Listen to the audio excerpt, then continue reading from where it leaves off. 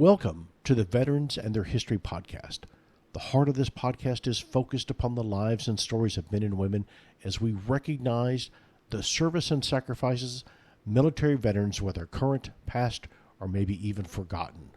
We will look at various world historical events, predominantly military history, as we hope to pique your interest and expand your knowledge, all while we have a chat just between you and me. And we're back. Okay, we're sitting here continuing our conversation with Xoom, CEO of Playnet Incorporated. And this next topic here, just kind of wanted to talk about something that's really driving a lot of external interest in World War II Online, as well as an ongoing interest to our current subscribers, and that's that Wing 2 development of Choke Point, World War II Online Choke Point. Kind of tell us a little bit about the history of that, and then also what's currently going on with that project. Yeah, cool. So we understood that we were looking for opportunities to try and accelerate our overall implementation timeline for World War II Online 2.0. It's one of the reasons why earlier we were talking about outsourcing and trying not to reinvent the wheel. It just so happened we stumbled across a project that was very intriguing to help us in a variety of ways. So World War II Online Choke Point was born out of the idea of, it was a previous mod called Resistance to Liberation, ran by a whole other team. I went up to their team and said, I really like what you're doing. This is exciting. And, how can I have an idea? What do you let's talk about it. So that obviously came to fruition. We now own that IP.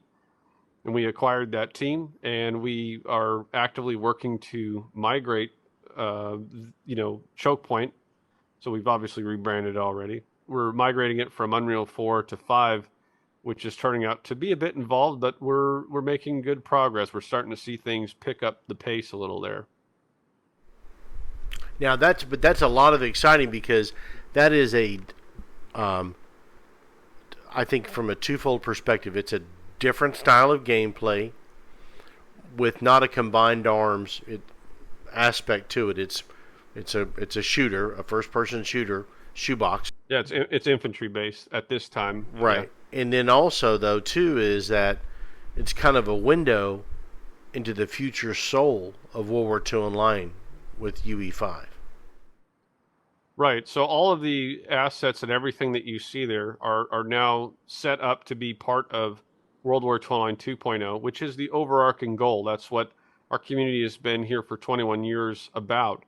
So the fact that we now have this potential for another product, which hasn't happened. We've been this one project for this whole time, which we've poured our hearts into, and we're continuing to by attempting to make that port happen over to Unreal.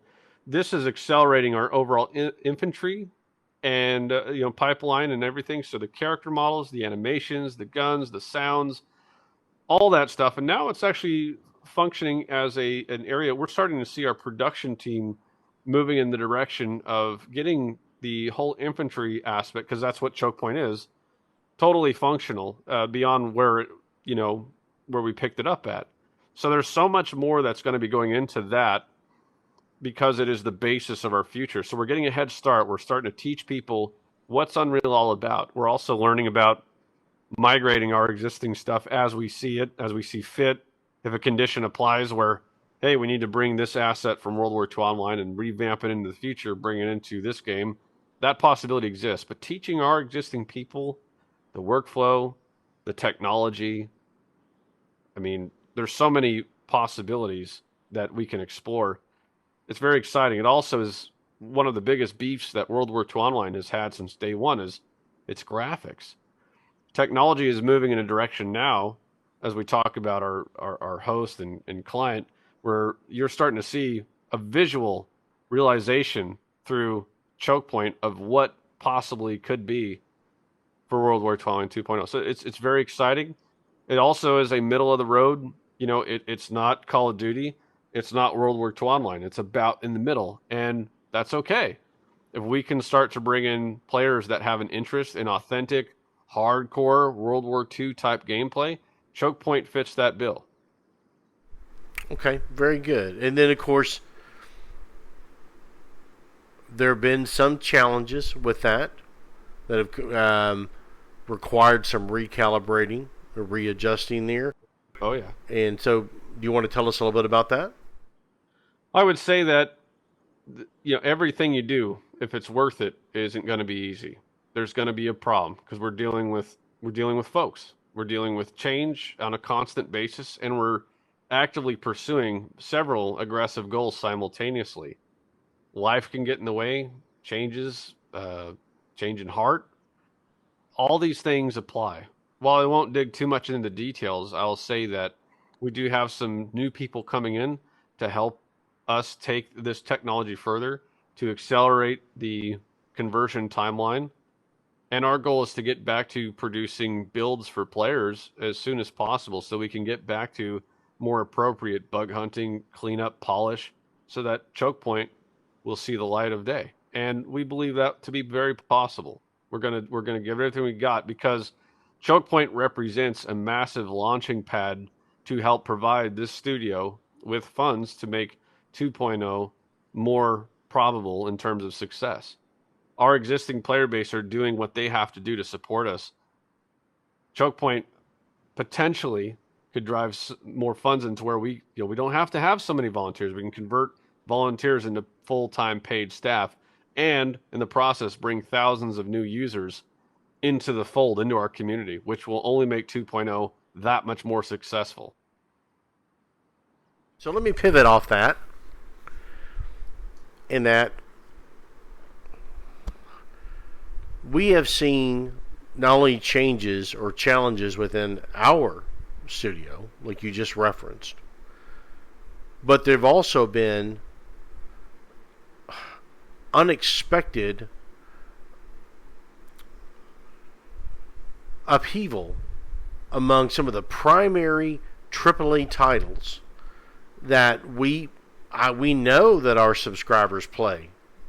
We know that our competitors, who they are, yet we're seeing some changes there that we would not have been able to forecast or even to have thought would be possible, or that some of the challenges they're going through. Do you kind of want to touch briefly on that? I know we don't wish anyone to have some of the circumstances here, but of course, it changes very quickly from an unexpected avenue.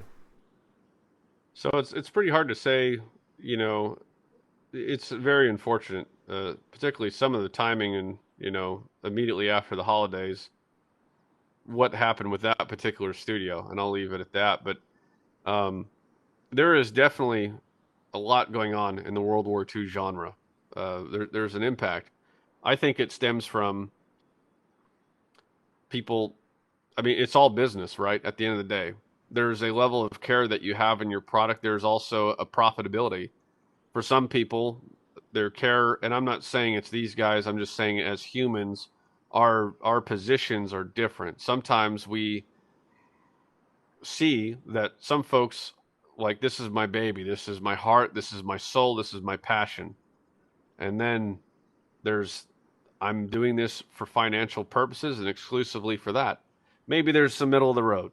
I can't speak for what's going on in terms of their thought processes, but what we are seeing is money, business, influence, and potentially investors getting in the way of the creative arts and shutting things down and claiming their losses. And who knows exactly? People selling to bigger businesses who have other plans, or maybe there's a creative disagreement and things didn't work out the way they were supposed to. It happens. Even under good, honorable conditions, these things can happen. So our goal is at CRS and Playnet, which is that's the overall company. CornerRat Software is the internal development studio. We don't have all that. We did, and through a lot of hard work and a pretty much unanimous agreement with the people who are in charge, realizing, hey, we need to send this off in a way to where everybody wins. Everybody won. And I'm referring to our old investors who were, they did the important job of investing in the company and helping us get to where we were and helped us in a hard time. And then for a decade, it was silence and not a lot going on. And so rallying those guys up to say, hey, we're trying to do something big here and get this turned around. What can we do? Which took a few years. I'm very grateful that they came to the conclusion, which was clear.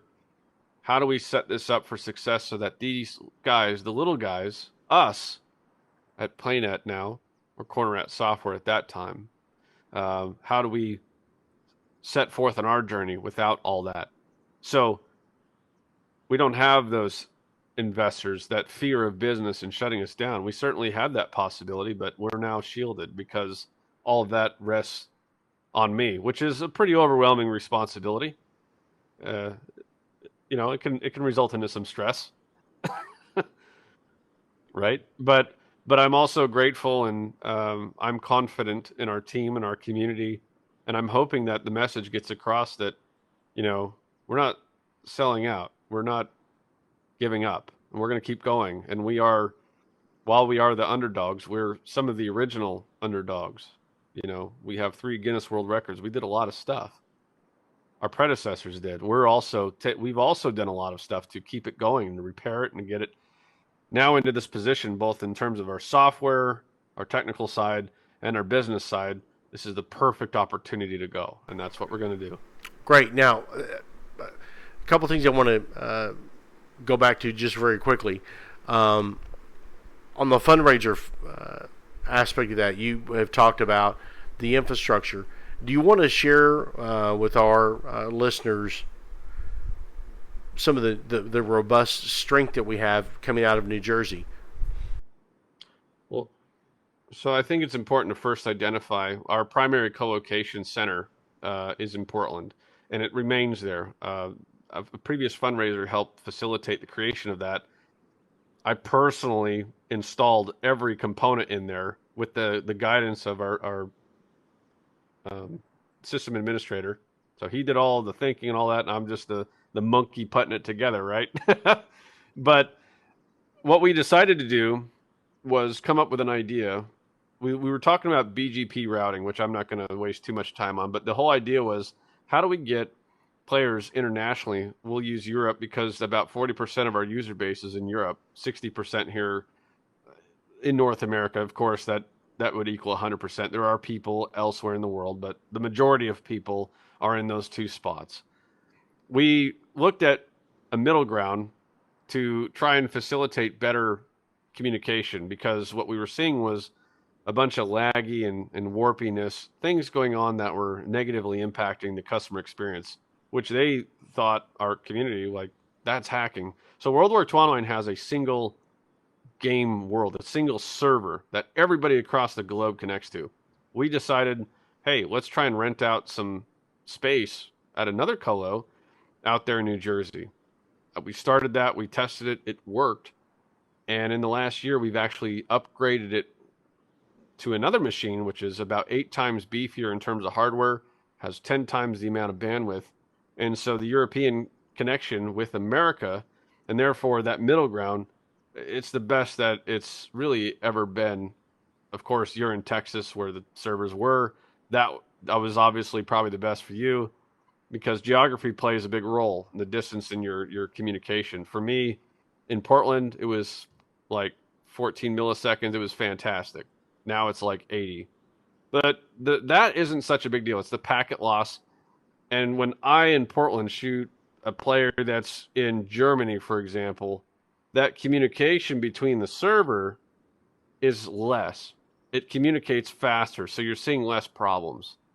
But yeah, so those are our 2 primary positions. And when Choke Point goes operational, we'll actually have to get additional servers throughout the world, because those servers right now hold about 36 people. They can go up to about 100 if we really wanted to push it.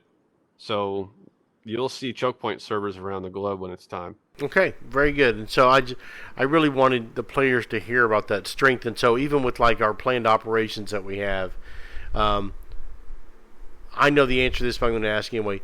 It does not overtax or stress our systems at all, our hardware. No, I was actually just reviewing that data from our last one with our system administrator, and we're not coming anywhere close to reaching any issues, whether it's a CPU or memory capping or even the bandwidth. What you will see a problem with is when you have hundreds of players in a single, like, 2 kilometer square, you're going to have some problems, because while our game server is capable of holding thousands of concurrent users, if you put them all in a little pocket, it's going to be problematic. Thank you for listening to this episode of Veterans and Their History. We are always looking to speak with veterans about their service, military family histories, compelling stories, books, films, or fascinating topics as it relates to veterans and history. If you think you have an idea for the podcast, or even some feedback or a question, drop me a line at tex64@corneredrats.com. Until next time, I will be looking forward to our next chat, just between you and me.